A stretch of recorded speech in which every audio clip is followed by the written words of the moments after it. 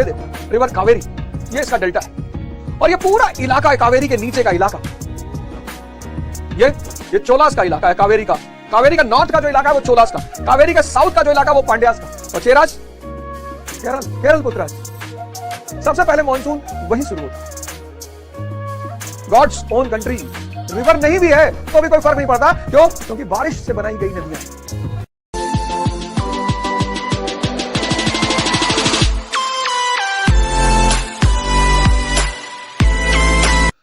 Jai Hind friends. So now the new chapter, and a very interesting chapter, the dawn of history in the deep south. In the deep south. So when we say the deep south, we mean, I have told you there are three parts of Indian history. North India, Deccan and South India. Deccan we have already discussed, Satavahanas. Now what were the factors which led to the birth of South Indian history? Natural resources. The area is rich in natural resources. Sandalwood forest, spice land, etc., etc. Gold mine. Then the coastal belt with some of the natural ports. Then Doab. Then skill, the craftsmanship of the local people. And a skill we will add later on.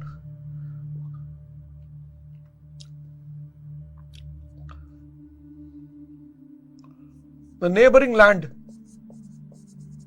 Sri Lanka and Southeast Asia.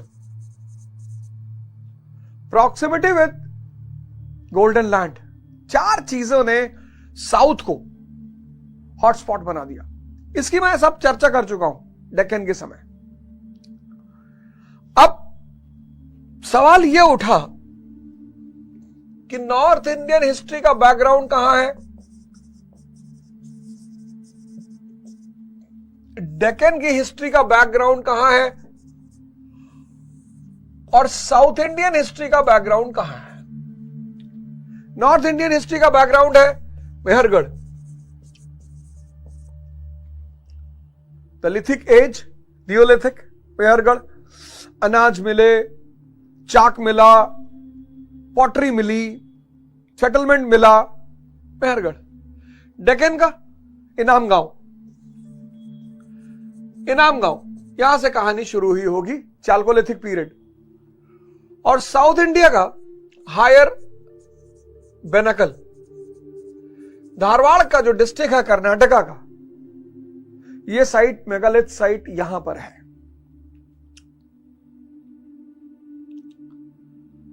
ये megalith site है, ये Chalcolithic site है डेक्कन की, और ये Neolithic site है north India की।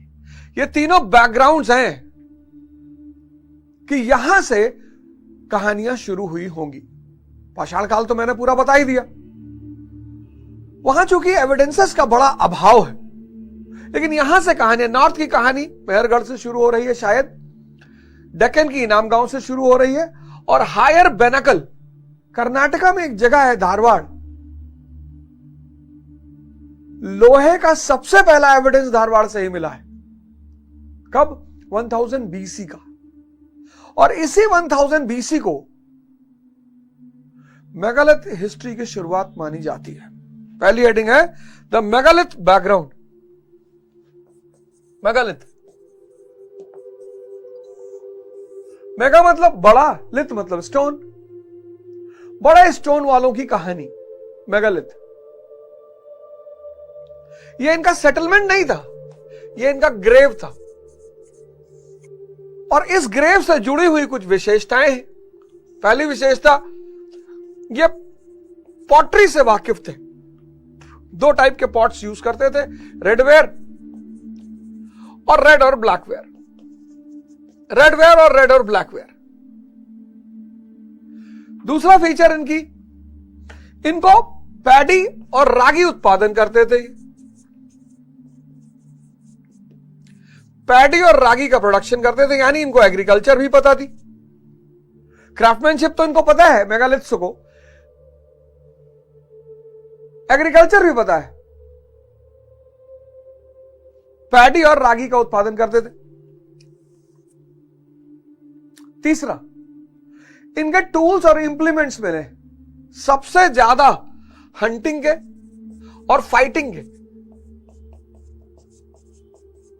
Sickle और हो भी मिला है, जो शायद जूम कल्टीवेशन ये करते रहे होंगे, तो सिक्कल और जूम भी मिला है, लेकिन सबसे ज्यादा मिला हंटिंग और फाइटिंग के। थिक फॉरेस्ट एरिया आज भी आप जाओ Tamil Nadu, Kerala, Karnataka, thick forest area.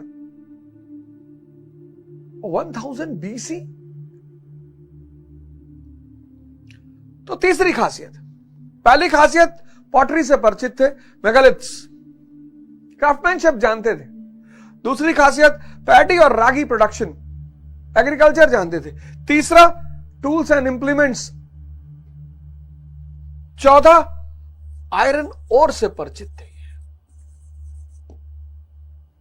अब इनकी ये सारी कहानी, ये जो उनका बरियल है, उर्न बरियल, उर्न मतलब कलश,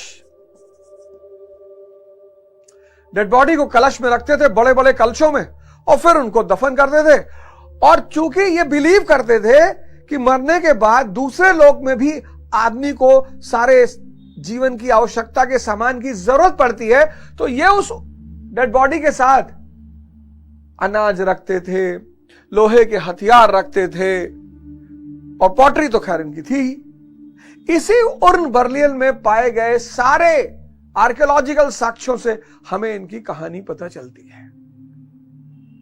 अब लोहे और एग्रीकल्चर के जानने के बावजूद ये हिल स्लोप्स में रहते थे, हिल स्लोप्स में रहते थे। इसीलिए इनके पास दो चीजों का अभाव था। एक तो टेक्नोलॉजी का अभाव था, और दूसरा limited cultivated area. Thick forest का एरिया और टेक्नोलॉजी इनके पास थी नहीं। लोहे की शानदार कुल्हाड़ियां ये बना नहीं पा रहे थे, तो सीमित थे। यानी साउथ इंडिया का जो एरिया है, ये डायग्राम बहुत इंपॉर्टेंट है। साउथ इंडिया ये किसकी गोद में पैदा हुआ? कावेरी के डेल्टा में। ये देखो रिवर कावेरी, ये इसका डेल्टा है, और ये पूरा इलाका है कावेरी के नीचे का इलाका, ये चोलास का इलाका है। कावेरी का नॉर्थ का जो इलाका है वो चोलास का, कावेरी का साउथ का जो इलाका वो पांड्यास का, और चेराज केरल पुत्राज। सबसे पहले मॉनसून वहीं शुरू होता है। God's own country. रिवर नहीं भी है तो भी कोई फायदा नहीं, तो भी कोई फर्क नहीं पड़ता। माफी चाहता हूं, रिवर नहीं भी है तो भी कोई फर्क नहीं पड़ता। क्यों? क्योंकि बारिश से बनाई गई नदियां हैं। ये देखो, कावेरी के उस पार चोल, कावेरी के इस पार पांडे, और ये इधर केरला चेरास का इलाका। कावेरी और मॉनसून की गोद में ये सारे राज्य पैदा हुए।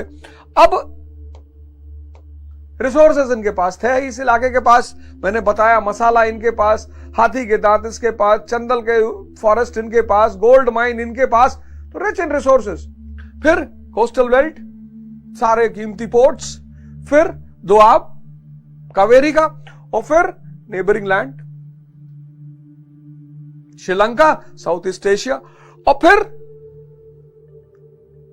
फिर कहानी शुरू होती है मेगालिथ बिल्डरों से, जिनको इन सारी चीजों की जानकारी थी। यानी मानव सभ्यता का आदिम रूप साउथ इंडिया में, आदिम बिगिनिंग फेस, ह्यूमन सिविलाइजेशन का जो बिगिनिंग फेस है साउथ इंडिया का, उसकी शुरुआत किससे होती है? मेगालिथों से। अब जब मैं आपको डेक्कन पढ़ा रहा था तो मैंने आपसे कहा कि डेक्कन की हिस्ट्री के दो पिलर हैं। पहला the local elements and the foreign elements. अब लोकल एलिमेंट्स अगर आप साउथ इंडिया का देखो अब डेक्कन की हिस्ट्री को अगर आप गौर से देखो तो local elements plus foreign elements, बस वही चीज साउथ इंडियन हिस्ट्री में भी काम कर रही है। लोकल एलिमेंट्स, ये ग्राफ बना लो आप। लोकल एलिमेंट्स, लोकल एलिमेंट्स में पॉटरी, क्राफ्ट से वाकिफ है, पैडी एंड एग्रीकल्चर पता है, पैडी और रागी का उत्पादन करते हैं, आयरन ओर पता है, tools, implements and weapons, tools, implements and weapons पता है। अब इन लोकल एलिमेंट्स के साथ जब फॉरेन एलिमेंट्स मिल गए, फॉरेन एलिमेंट्स कौन सा?